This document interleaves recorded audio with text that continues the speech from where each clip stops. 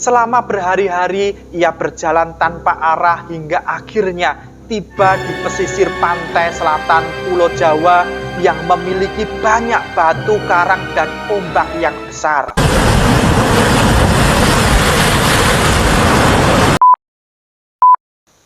Hai, selamat malam. Pastikan diri Anda tidak sendiri hari ini karena di sini akan berbagi cerita-cerita misteri. Dan cerita misteri kali ini adalah asal-usul Nyi Roro Kidul, penguasa Laut Selatan. Sobat misteri, gimana kabarnya hari ini? Semoga kita semuanya diberikan kesehatan dan juga diberikan rezeki yang berlimpah. Terima kasih sudah klik video ini, dan buat kalian yang belum subscribe, kalian bisa klik tombol subscribe-nya, dan selamat datang di cerita misteri.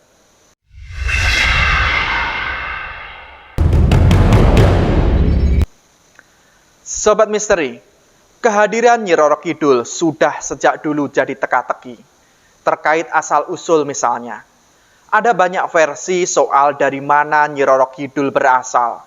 Yang paling santer adalah tentang Nyi Roro Kidul sebagai putri keturunan Raja Kediri. Versi lain meyakini Nyi Roro Kidul sebagai keturunan Raja Airlangga dari Kahuripan. Belakangan Nyi Roro Kidul juga disebut sebagai putri dari Raja Pajajaran. Pada zaman dahulu, tepatnya di daerah Jawa Barat, terdapat sebuah kerajaan bernama Pakuan Pajajaran. Kerajaan tersebut dipimpin oleh seorang raja yang sangat bijaksana dan arif, yaitu Raja Prabu Siliwangi. Di bawah, rakyat sangat bahagia dan menghormati sang raja karena kepemimpinannya membuat hidup para rakyat sejahtera. Prabu Siliwangi mempunyai cukup banyak anak dari istri dan para selirnya. Salah satunya bernama Putri.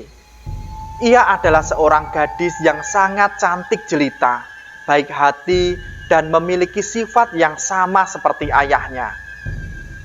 Meski demikian, Prabu Siliwangi sangat menyayangi Putri. Seiring bertambahnya usia, Putri pun memiliki paras yang cantik. Karena Putri merupakan anak tunggal, maka ialah sang calon pewaris tahta Raja Prabu Siliwangi kelak. Mendengar keinginan Prabu Siliwangi untuk menjadikan Putri sebagai penerus tahta, para selir dan anak-anaknya tidak setuju.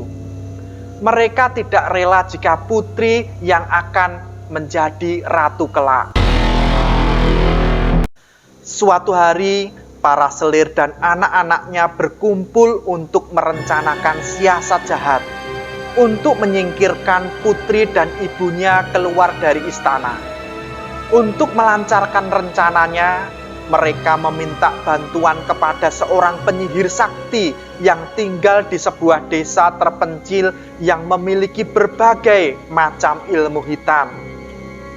Singkat cerita, penyihir, suruhan selir dan anak-anak Prabu Siliwangi tersebut memberikan kutukan pada Putri agar tidak menjadi pewaris tahta sang raja. Dengan ilmu hitam pada Putri dan ibunya agar menderita penyakit kusta. Putri dan sang permaisuri mengidap penyakit kusta yang tak kunjung sembuh. Prabu Siliwangi yang merasa heran melihat penyakit aneh pada kedua orang kesayangannya itu langsung memanggil tabib istana untuk melakukan pengobatan. Tetapi setelah dicoba dengan berbagai macam ramuan, sang tabib istana tetap tidak dapat menyembuhkan mereka. Penyakit Putri dan ibundanya pun bertambah parah. Putri dapat bertahan menghadapi penyakit yang dideritanya. Namun sang ibunda tidak dapat bertahan hingga akhirnya meninggal dunia. Putri dan raja sangat terpukul dengan meninggalnya permaisuri. Sang Prabu juga sangat sedih melihat kondisi Putri yang tidak menunjukkan tanda-tanda kesembuhannya. Apalagi ia yang nantinya akan meneruskan tahta kerajaan. Pada suatu hari, Para selir dan anak-anaknya datang menemui raja untuk menghasut agar putri diusir.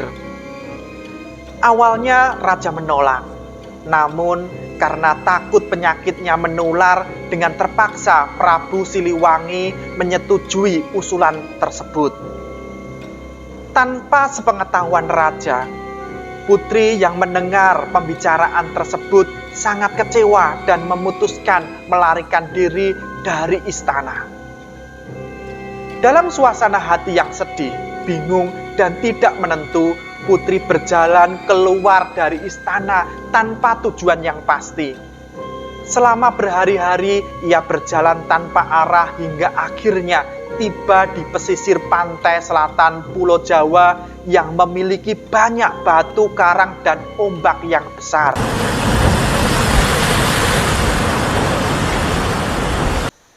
Di salah satu batu karang itu, dia kemudian beristirahat hingga akhirnya tertidur karena kelelahan. Dalam tidurnya, putri bermimpi dan mendengar bisikan goib yang menyuruh dirinya ke laut demi kesembuhan penyakitnya. Putri pun terbangun dari tidurnya. Ia lalu merenung kata-kata goib tersebut. Karena ragu apakah suara itu merupakan petunjuk atau hanya orang iseng yang membisikinya saat ia tertidur. Tetapi setelah melihat keadaan sekitar dan tidak ada siapa-siapa, putri meyakini bahwa suara tersebut adalah sebuah petunjuk.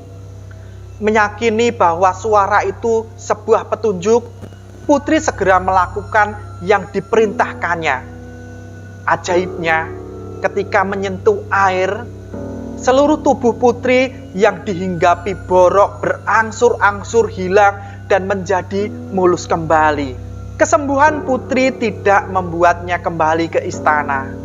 Dia lebih memilih untuk menetap di pantai selatan dan berbaur dengan penduduk sekitar yang sebagian besar berprofesi sebagai nelayan.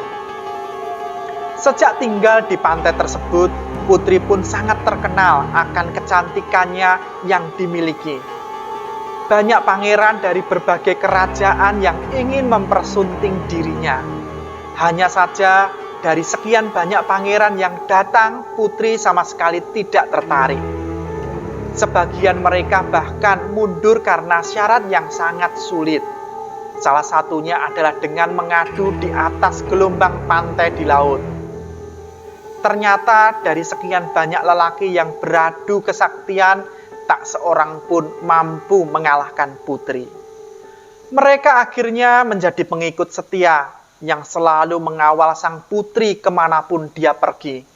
Sejak itulah putri dikenal sebagai ratu penguasa Laut Selatan Pulau Jawa, yaitu Nyi Roro Kidul. Sobat Misteri, itulah asal-usul Nyi Roro Kidul yang selama ini menjadi legenda penunggu Laut Selatan. Percaya atau tidak, cerita ini menambah keberagaman cerita rakyat yang ada di Nusantara ini. Dan jangan merasa pemberani sebelum subscribe channel ini. Jumpa lagi di cerita misteri selanjutnya.